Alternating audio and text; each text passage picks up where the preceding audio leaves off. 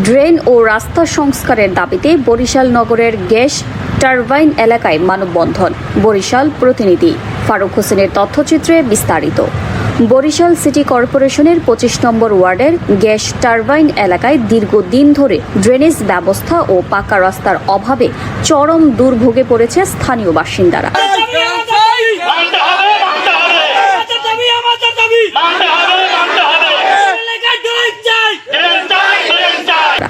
এই সমস্যার দ্রুত সমাধানের দাবিতে এলাকাবাসী মানববন্ধন কর্মসূচি পালন করেছেন।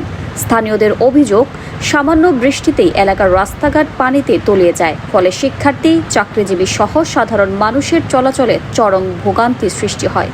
বছরের পর বছর ধরে এই সমস্যা থাকলেও কার্যকর কোনো উদ্যোগ নেওয়া হয়নি বলে দাবি করেন। মানববন্ধনে বক্তারা বলেন, সরকার পরিবর্তন হলেও এলাকার রাস্তা ও ড্রেনেজের উন্নয়নের দৃশ্যমান কোনো অগ্রগতি হয়নি। তাই বরিশাল সিটি কর্পোরেশনের প্রশাসকের কাছে দ্রুত ড্রেন ও রাস্তা সংস্কারের উদ্যোগ নেওয়ার দাবি জানান তারা। বক্তারা আরও বলেন, বর্ষা মৌসুমের দুর্ভোগ আরও বেড়ে যায়। দ্রুত প্রয়োজনীয় ব্যবস্থা না নিলে জনদুর্ভোগ আরও বৃদ্ধি পাবে। মানববন্ধনে বক্তব্য দেন মোহাম্মদ সোহাগ দুরানি, আনোয়ার দুরানি, সোহরাব হাওলাদার, মোহাম্মদ মুক্তার গাজী, হানিফ খান, রাজীব মোল্লা, ফারুক শিকদার সহ স্থানীয় গণ্যমান্য ব্যক্তিবর্গ। এলাকাবাসী দ্রুত ড্রেনেজ ব্যবস্থা উন্নয়ন ও রাস্তা সংস্কারের মাধ্যমে দীর্ঘদিনের এই দুর্ভোগ থেকে মুক্তি দিতে সংশ্লিষ্ট কর্তৃপক্ষের জরুরি হস্তক্ষেপ কামনা করেছেন। সবচেয়ে বেশি ভোগান্তির শিকার হচ্ছে।